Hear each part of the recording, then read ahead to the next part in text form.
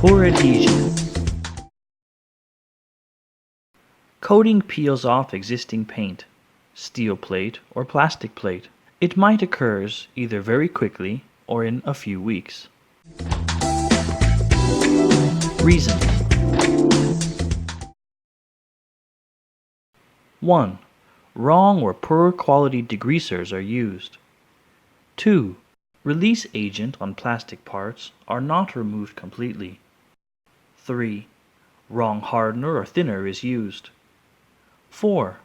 Polishing of existing coating or surface of coated plates is not thorough. Precautionary measures. 1. Greasy dirts on plates should be cleaned completely.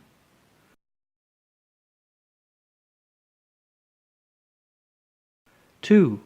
Choose proper sanding paper. 3. Choose matching car paint and proper mixing ratio.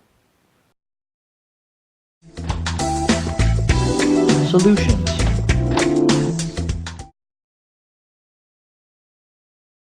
Remove the entire coating till the plate is smooth.